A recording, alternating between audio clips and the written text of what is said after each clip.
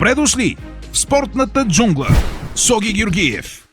This interview gonna be released I think very soon, and so what I'm telling now, Saturday is the deadline that we have set already, the latest deadline that we have set to make it happen. Whether it's on Saturday, we will know whether this fight is happening or not. It's taking place or not. The venue that we have already booked is Wembley Stadium. We would expect like 94, 95, up to 100,000 spectators.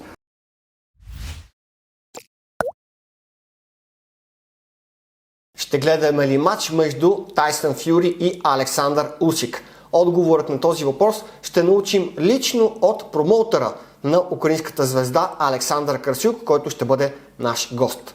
Спортната джунгла и Palms Bet продължават с раздаването на награди. Включете се в нашия giveaway, който е активен в Instagram профила на спортната джунгла, за да се борите за супер готини награди от Ла Лига, испанското футболно първенство. Какво точно се случва по време на преговорите между Тайсън Фюри и Александър Усик? Кой е преломният момент и за какво точно спорят промоутърите на двамата боксьори? И най-важното, кога е дедлайна, финалния ден, до който двете страни трябва да се разберат? Ще чуем от Александър Красюк. Ако харесвате вкусна и здравословна храна, заповядайте в ресторантите на нашите приятели Arnold Foods. Адресите на техните обекти може да намерите долу в описанието. Как Усик ще победи Тайсън Фюри? Александър Красюк ще ни разкаже част от нещата, които вероятно Усик ще направи в битката с циганския крал. Освен това, украинският промоутър ще сподели много интересни неща, свързани с българския професионален бокс. Опитахте ли вече от онлайн магазина на Born Winner? Оттам може да поръчате любимите ви протеинови барове, които ще бъдат доставени директно до вашия дом. Онлайн адресът може да видите долу в описанието. Ако това видео ви харесва, дайте едно лайкче, абонирайте се за YouTube канала Спортната джунгла и задължително натиснете камбанката, за да получавате известия за всяко ново видео. А в социалните мрежи Facebook и Instagram ви очакват интересни новини от света на спорта. Долу в коментарите очаквам вашето мнение. Ще се осъществи ли този мечтан матч Александър Усик срещу Тайсън Фюри? Приятно гледане!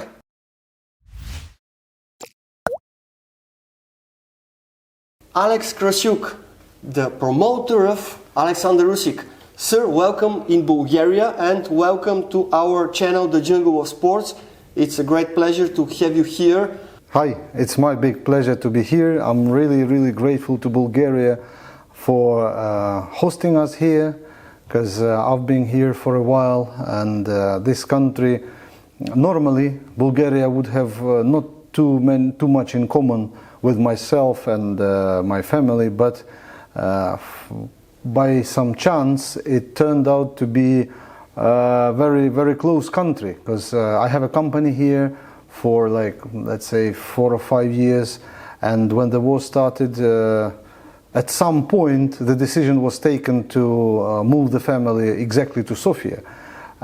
Some people cannot understand why was it, because you had the chance to live in Barcelona, in Vienna, in London, in Paris, whatever, but at the end of the day it was Sofia, and I'm really excited with the city, because from the first sight it might look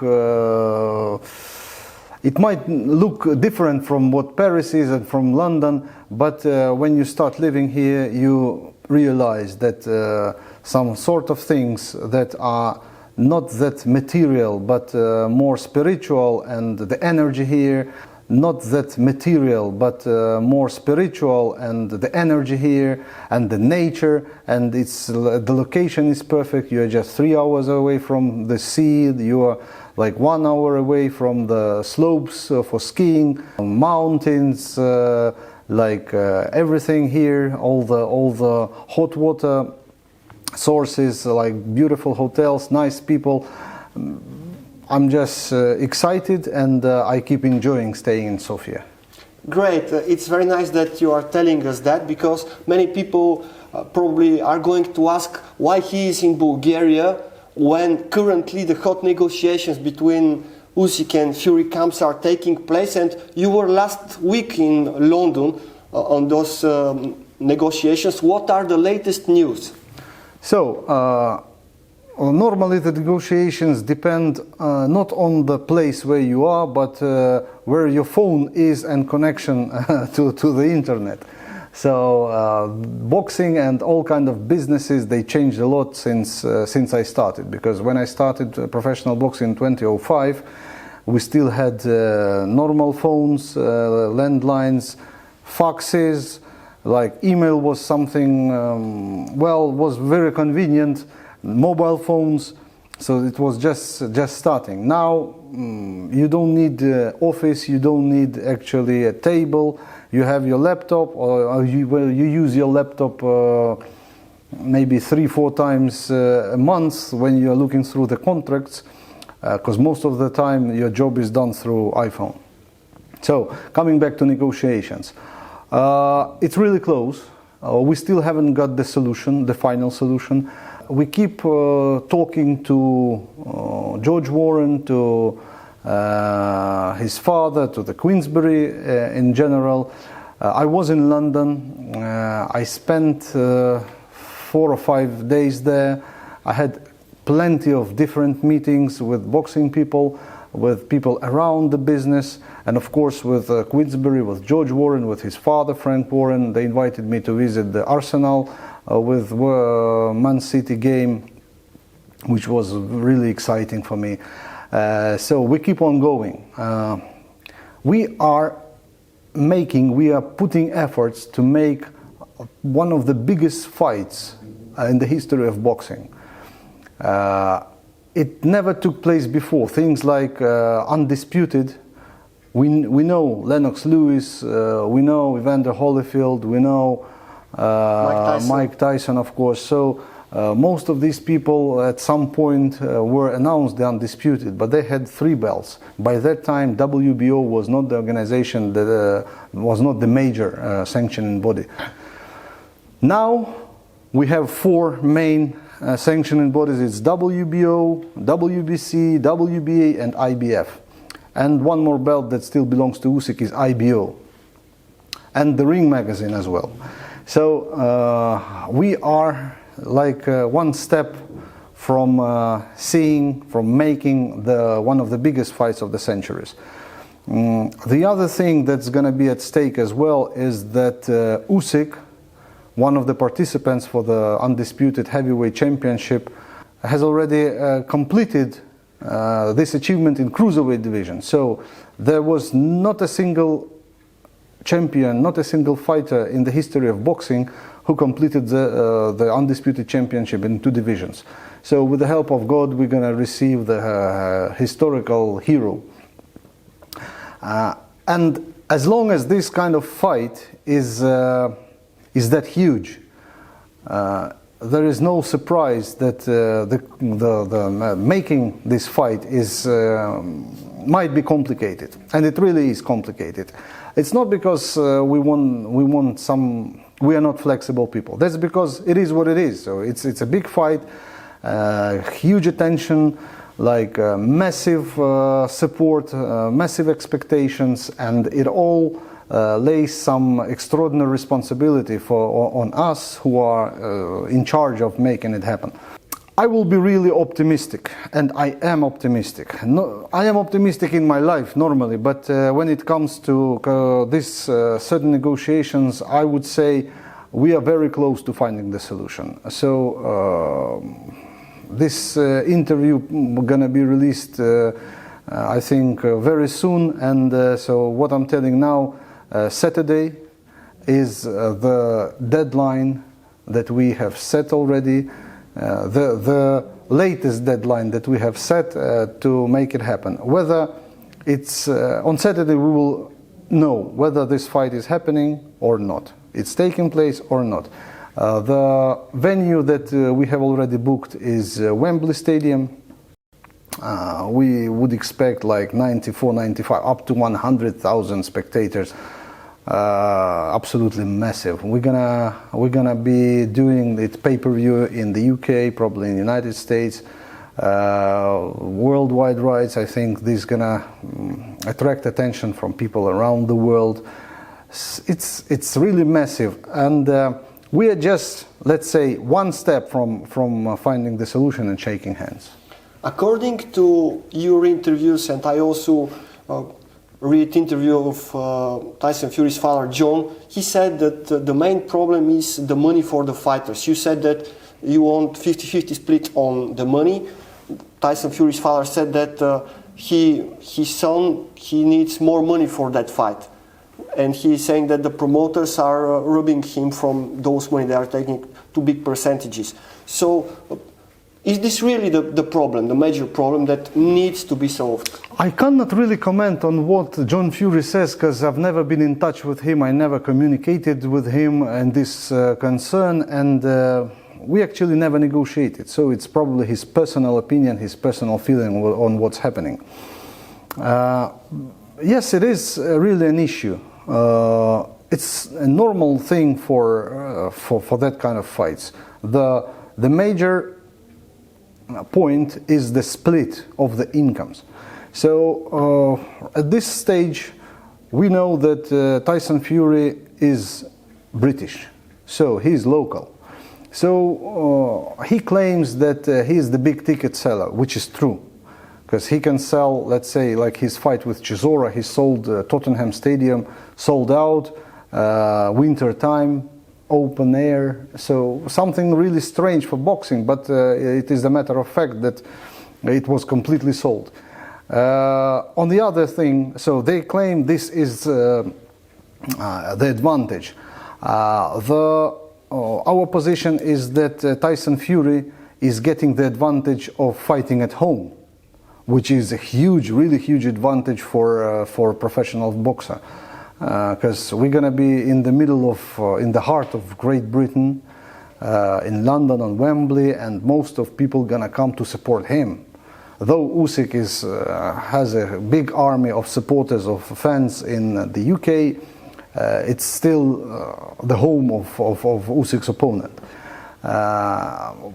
This is actually the point of dispute, and that's where we are negotiating and trying to find the solution. No one's gonna rob fighters. Myself, as Usyk's promoter, and Queensberry, I mean Frank Warren, George Warren,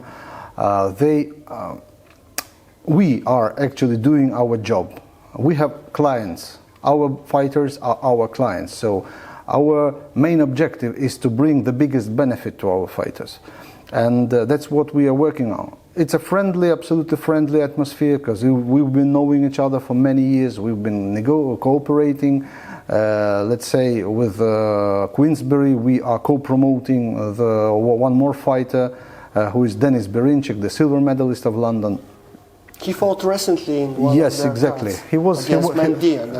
Yes, exactly. He was on a card where Tayson Fury was fighting there, exactly on the same stadium, on Tottenham. So it makes no sense to accuse anyone at this stage, because everyone is fighting for his interest, and that's normal. And with all respect to that, I think we're gonna meet at some point.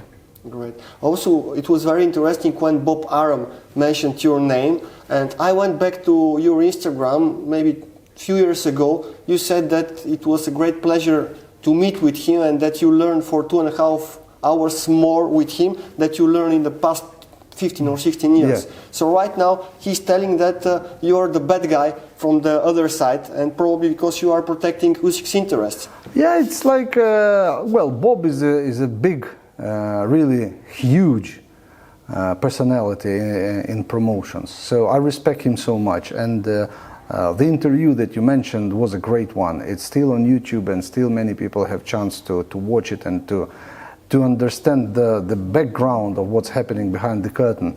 And Bob is the big boxing walking Wikipedia. So he knows everything here. In his asset is his experience, because he went through so many things that it's a great pleasure to know him in person. Yeah, at this point we are on the different sides of the table, so we have to find the solution. We are negotiating. He really mentioned, he said like, okay, Krasюk has to shut up and stop negotiating through media, because we have to keep this secret in the closed room, and when we find the solution we will announce it. So these were the words of the man who mentioned that 60-40 is the split that Taisan deserves. It happened like 1 week before he mentioned my name. It's okay, I mean, it's normal. And by the way, one more historical quote belongs to Bob Arъм. Yesterday I was lying to you, today I tell the truth. So it also, he is the author of those words. It's normal stuff. It's the business game. It's the game of promoters, and that's what we are playing. And with all the respect, we're gonna push for our interests. How tough is to swim among those sharks? You mentioned Bob Arъм, Frank Warren, Eddie Hearn. Those guys, and the father of Eddie Hearn. Those guys are in professional boxing from forever, and you are one of the youngest boxing promoters on such level. So how are you feeling among them? When you see them on media, they are real sharks. But when you sit in front of him, he's a human being.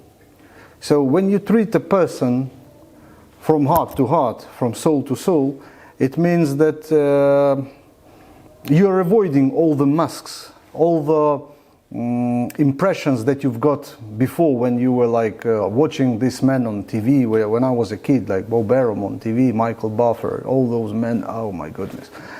When you work, it's something human stands behind it. So I've been in boxing for a while. I started in 2005, which is already 18 years. So I've met a lot of people. I made a lot of agreements, contracts, fights, shows.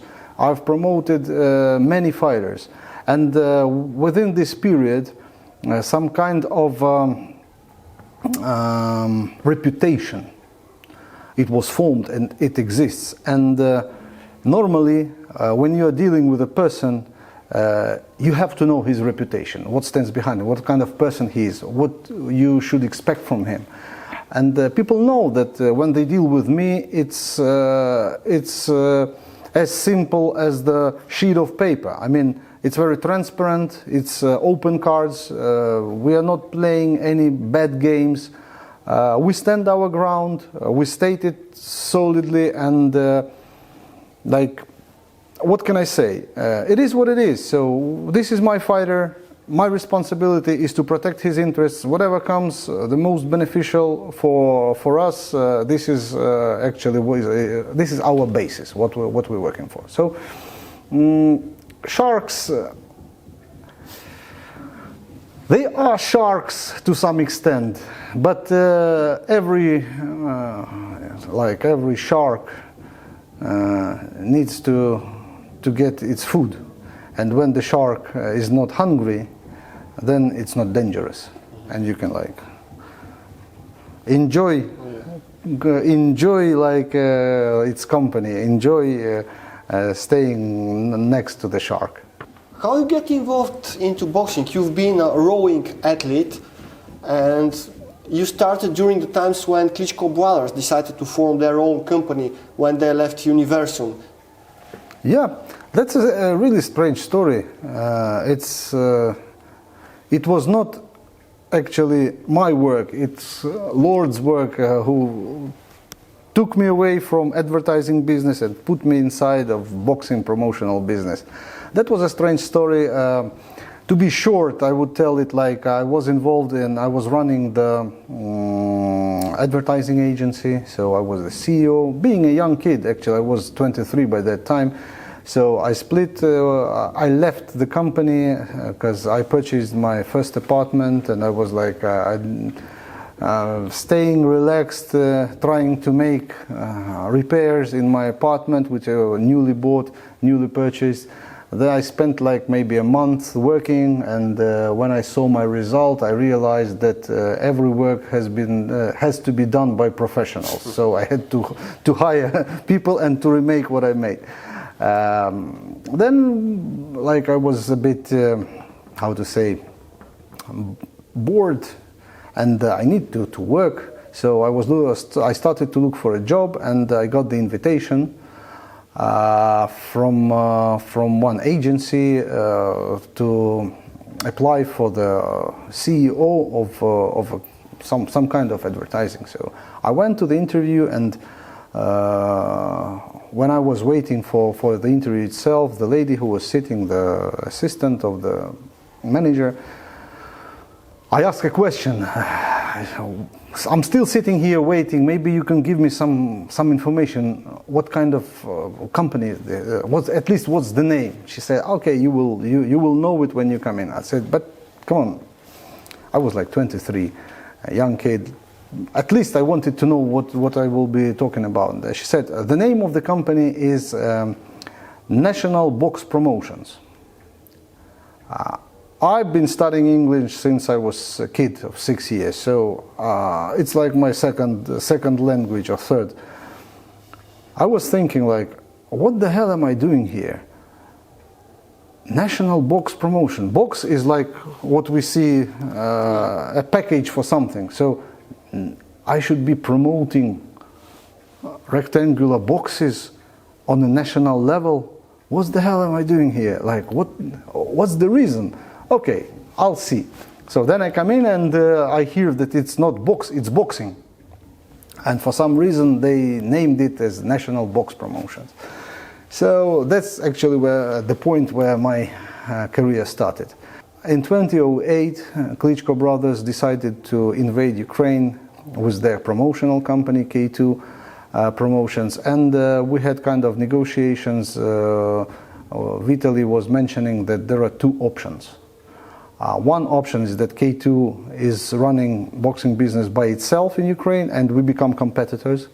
And second option, we join our efforts and we work together, because we would have an asset of list of good fighters with good records, and they had a very good asset of sponsors and TV station, TV partner. Yeah, they're big names. So. Absolutely. There was actually nothing to discuss. It was definitely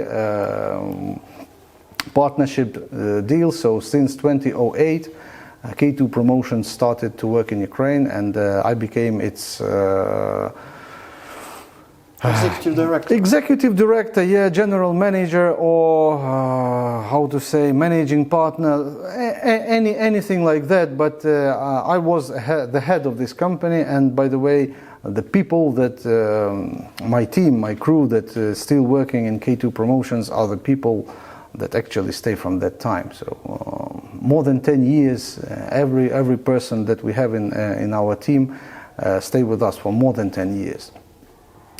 That's actually the point, how I came, and since that time a lot of things we've passed through, we've went through many complicated things. By that time in Ukraine professional boxing was not like even a part of culture.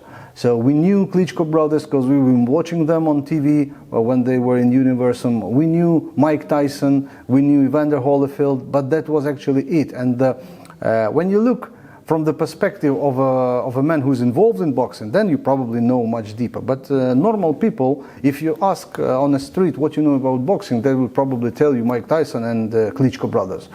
Not more like that, and than that. And so we had to create the culture of consuming the boxing, the professional boxing. So it's like the same when you buy a ticket for a show. It's the same like you go to the cinema, to the theater, to some kind of parties. And here is you can enjoy watching boxing. You can enjoy like spending time. It's a weekend, blah blah blah, things like that. So we spent a lot of money. We spent a lot of time and efforts to create the demand for boxing. And of course it cannot come by itself. You have to build up names, because when the fighter is a star, then he's a big ticket seller.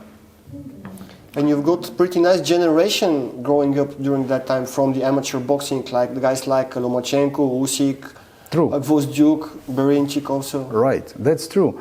And that's actually the point. It was 2008 Olympics in Beijing, where Lomachenko became the champion. We have hardly started with K2, so we had a solid TV partner, solid sponsor, but Lomachenko was very eager to beat the record of amateur boxing in Ukraine. So Ukraine had just one Olympic champion, who was Vladimir Klitschko, and Lomachenko had the desire to become the two-time Olympic champion, which he successfully did. So when London 2012 took place, we were ready to present much wider horizons for the fighters who would be working with than before. So after the dream team, Ukrainian dream team, which you just mentioned, they completed their results on the Olympics. Myself, I was thinking, would I be able to promote Lomachenko? Probably not. Would I be able to make an offer to Usik? Probably yes, but he will not likely agree. So I decided to get concentrated on Berinchik. So he was the first man who I actually made an offer to. There was a funny story after the Olympics. They were in World Series of Boxing. So very successful events, sold out. When the Ukrainian team with Usik, Loma, Gvozdyk, Berinchik fought, it was a sold out, like 8,000-9,000 people in attendance. That was precedent for boxing in Ukraine. That never happened before, because normally professional fights, they've never been sold out before, especially in Kiev at that amount. So I started to talk to Berinchik. He was like, the first time I met them was by chance. We had a show in Odessa, and after the press conference I had some time. I went to the city center, entered the shop. The shop was selling stuff like leather coats, jackets. So I was there by myself and two girls who were managing the store.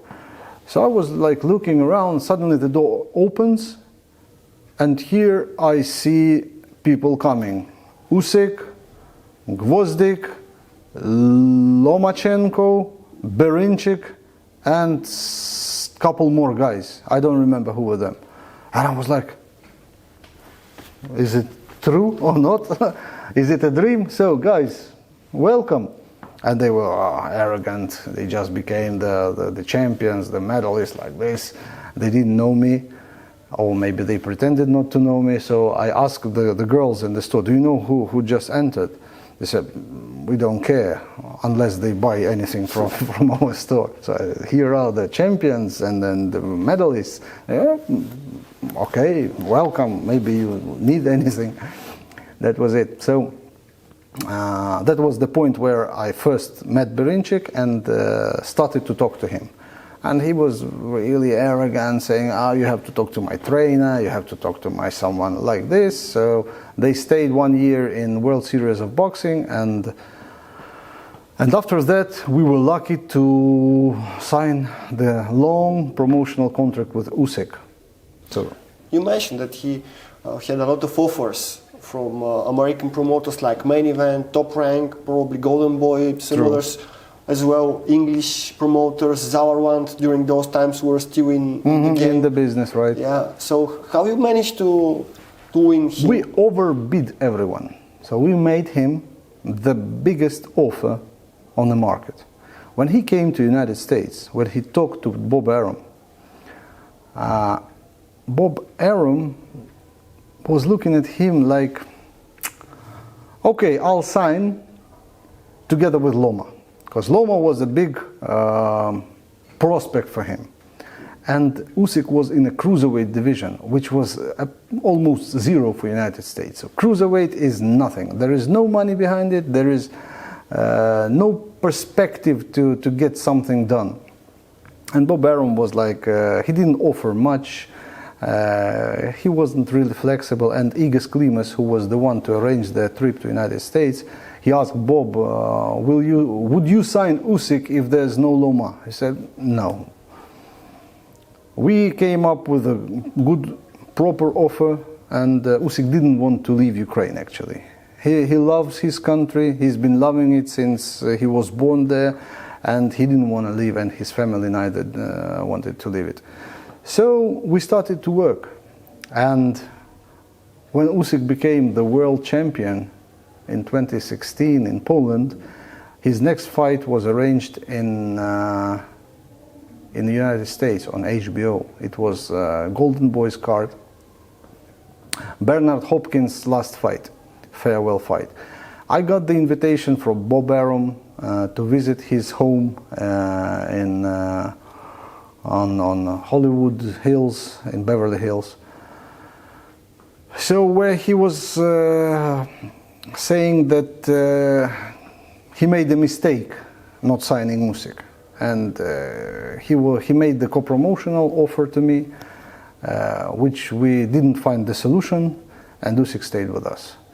And I think Usik is happy by what's happened since that time, because he became the undisputed cruiserweight, he became the unified heavyweight, he earned some decent money, and he's still active, and he's still on his way to become not just the undisputed, but the man of legacy, the man of heritage in boxing, not in Ukraine, but on the planet. Around Chisora fight, Usik gave a big interview where he told that 2016 was a key year because according to the contract with you should deliver to him a championship fight in the first 3 years. So this was the last year, 2016. And later in 2020 was also the next part of the contract that is going to finish. And he mentioned that he probably is going to create his own promotional company.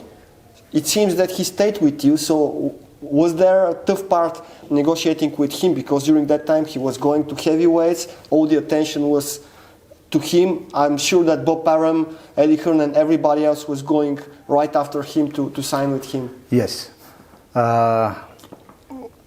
We did deliver the world heavyweight fight, the world title fight for him in 2016, and that was like 1 month before the 3-year period expired. When we say 3 year in the contract, it doesn't mean 3 calendar year. It means that 3 years when the fighter was able to execute his obligations. Meaning that if he's injured and let's say he's having the surgery, it takes him 3 months to recover. It's not counted like 3 years. So this period should be added normally to the initial period. And it was like 1 month away from the calendar 3 year to expire. And after 3 years, it was not an obligation, so we could negotiate and extend our relationships. But he did fight in the world title fight, and he became the world champion, so our contract was automatically extended. And there were talks when this contract was coming to the end. The extension was coming to the end, but by that time he was already the undisputed champion. And as many fighters, not many, but every fighter has like some talkers around them who keep they have nothing to do with boxing, they have no experience, but they have good relationships with the fighter, and they keep telling them that you are great, that you are so big, that the whole universe belongs to you.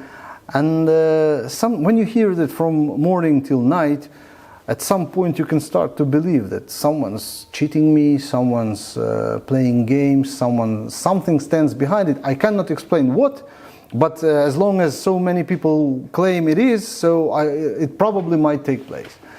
This is absolutely normal experience for every fighter that comes to success. And this was not an exception. It took us a couple tough years Usik also mentioned it in some interviews, and we did have some tough negotiations. And at some point before Joshua fight, we were like very not that close anymore. But at the end of the day, we came up with a good, proper solution with good perspective. Joshua fight and the rematch, which was a good option, really good option.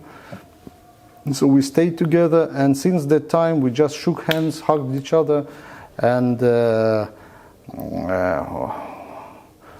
we actually, how to say, Usik admitted that he achieved the biggest heights of his career.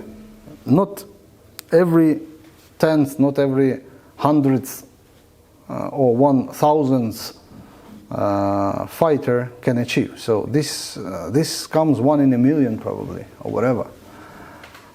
And he achieved everything together with us. So we achieved it actually together. And why should you repair something that is not broken? That's actually what his thoughts were. And that's how we came to the point that we continue our cooperation. And since then we had wonderful fight on Tottenham Stadium, another great fight in Saudi Arabia, and now we are one step from the biggest fight of heavyweight in this century for 100%. What are the limits of Usik? We saw him achieving everything: Olympic champion, undisputed cruiserweight. Now he's very close to become undisputed heavyweight champion. Why Usik could be the guy who may cause the first defeat of Taiਸън Фюри? When you say what are the limits, it's only the limits that Usik can put for himself. I know how hard he works, how really hard he works in a training camp. It's a hell of a job. He goes through really complicated things and assignments. You have to get up at 5 o'clock in the morning. You're gonna have 3 trainings per day, and it's not like training like jogging or having ped or just boxing for fun. No, it's really complicated. It's tough. And aside of that, he would have some trainings for his mental health, for mental abilities, psychology, and actually the whole day is spent in training. And okay, when it's 1 day, when it's 3 days, when it's a week or 2 weeks, but when you stay 4 months in a training camp working that hard, you become so exhausted, you become so tired that when it comes closer to the fight itself is like a festival for you, it's a party, because you when it's completed, you are free to do whatever you wish. So you want to eat, you can eat whatever you want, you can drink whatever you wish, you can just go to sleep whenever you wish and do whatever you wish. So that's why it's like the feeling of that it's gonna come soon brings spirits up. And when he moved up to heavyweights, there is no obligation to keep the weight and to make the weight on the way in, and it makes things less complicated. So about his style, Usik can be dangerous. No, this is not right. Usik is dangerous for everyone, for every single fighter that we have now at the moment.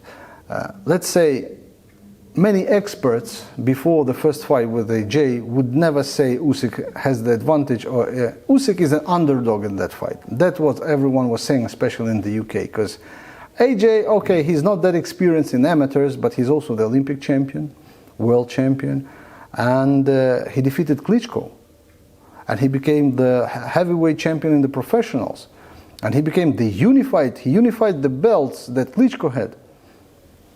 Usik Well, he's nice man, nice technical fighter, but he's coming from cruiserweights. He's small, he's not that tall. What would he do? But when you take a look at, let's say, Muhammad Ali, same height, same reach, same weight. Evander Holyfield, same height, same reach, same weight. David Haye, he's probably the same. He was the champion in heavyweights. Why would he not be dangerous? Well, he's skilled, but power matters a lot. Probably. Let's see what is happening. Before the first fight, my bid was 80-20 in favor of Usik. And suddenly it became. So the fight that you mentioned before with Chisora was actually the fight, the point where Joshua fight was made. Because Joshua was in a front line sitting and watching Chisora's fight with Usik, and he realized that Usik is not that dangerous. So he can easily take him and fight him. And that's what happened. Usik, he didn't knock him out. He ate his heart in the first fight, and he ate his soul in the second.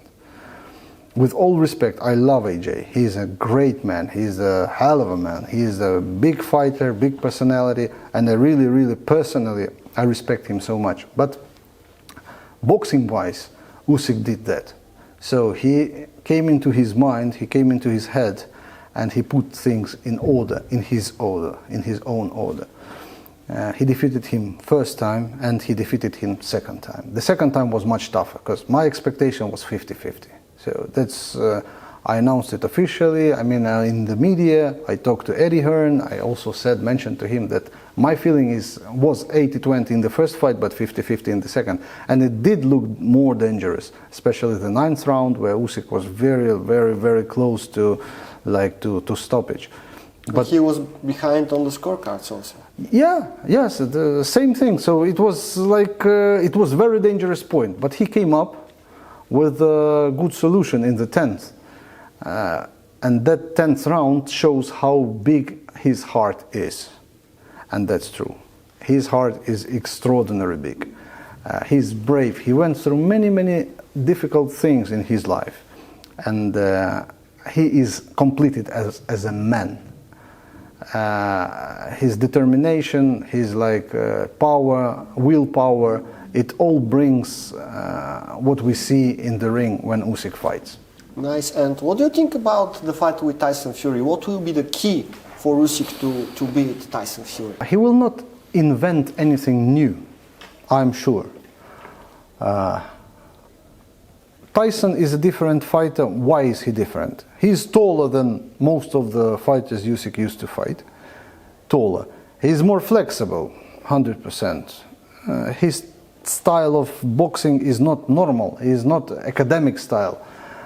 He has a very good feeling of distance, and his punches are, are sharp. Yeah, that's the right word. He's short and sharp.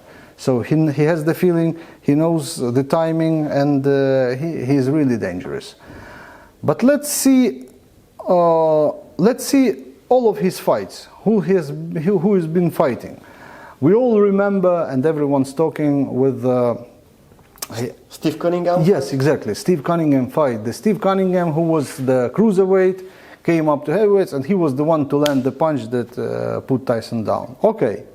He was young, he was not trained properly. And Taisun used his elbow to knock out Cunningham. Before the knockout punch, he used his elbow. Correct. It helped. Correct. And he started to feel danger. That's why he used whatever is his asset to close the fight. But when we look at his trilogy with Deontay Wilder, he was down so many times. And he was down, severely down, and especially in the first fight. Remember when he was in the 12th round, everyone thinking he is out. But he was reborn, it was the resurrection. Like Undertaker. Yeah, so he has a heart. It means that he has the heart. He doesn't know how to give, no, he might know how to give up, but he would not give up. it means that this man also has big heart and he has skills. But if he take punches and goes down, it means that his chin is not that strong. And not chin, come on, anyone will go down if Wilder lands a punch to the chin. Even not Wilder, even me or you would land a straight punch to the chin, anyone will go down. It's physics, I mean it's... Especially in heavyweights. It's physiology.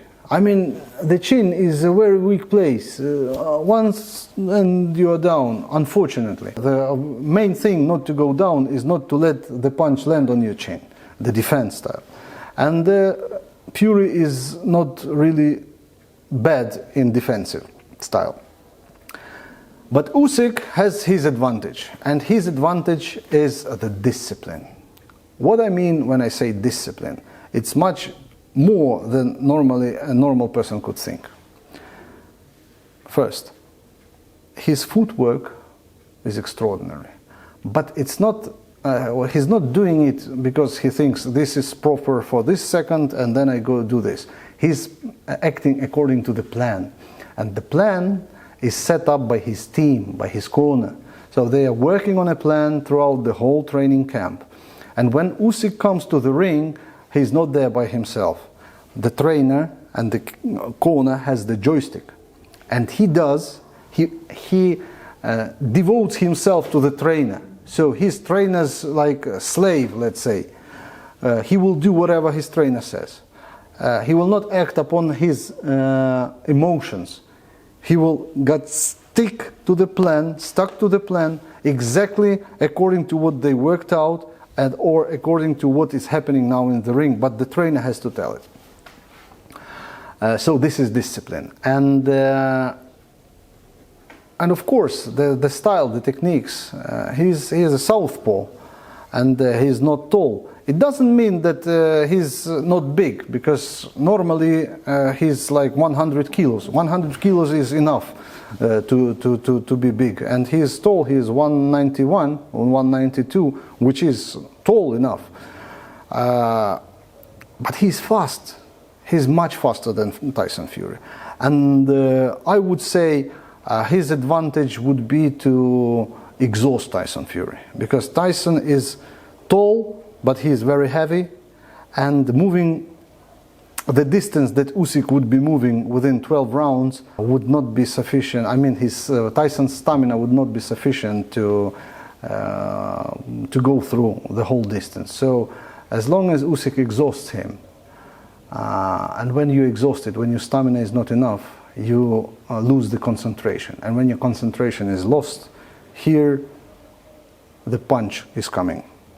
It shouldn't be a KO punch, but it should be a punch that leads you to lose your self-confidence. The same happened with Joshua. One thing, when you get punches, you're losing your... this is point number one. When you take punches, you lose your self-confidence. The second point, when you lose your self-confidence, is when you try to land punches and you cannot land it even on his body, not on his chin. You see him here, you are shooting a punch, and he is here punching you. Then you punch him here, and your glove is not landing even on his body, because his body is already here punching you again.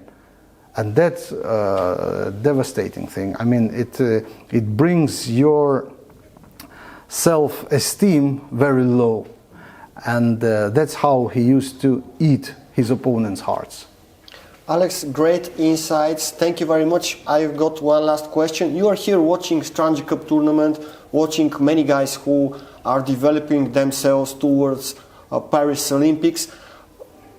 Would you try someday to create the same thing that you made in Ukraine here in Bulgaria? You told us that you are living now here, you saw some of the Bulgarian talents. Is it possible that you are going to be involved in Bulgarian professional boxing? We're now working on it. Together with Krasi, with Danny, we are working on it, and who knows, maybe within this year we're going to start a proper promotion, and Bulgaria will get a very good point of where the amateurs, good amateurs, could find the solution for their future in professionals. Bulgaria is not a very big country and it's not a strong market for boxing, but we had the same in Ukraine. This is the place where the crystals are like taken from the ground, and when you see that this crystal is not just a crystal, but it can be a diamond, you have to cut it properly, and you're not selling it. Let's say they find somewhere in Africa a diamond. It's not sold in Africa. It's sold somewhere in Champs-Élysées or in Belgium or in New York for much bigger money.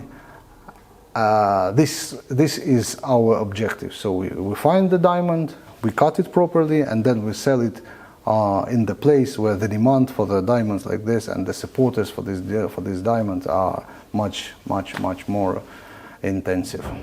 Great, thank you very much. I hope one of our future talks will be about some Bulgarian talent who is going to fight for world championships in the near future. Absolutely. It's not a big deal to become the world champion. It's only a matter of three things: talented and determined fighter with a proper discipline, his trainer who is working hard and knows what he's doing, and his manager and promoter who are taking care of his career. So these things come together and we have a champion.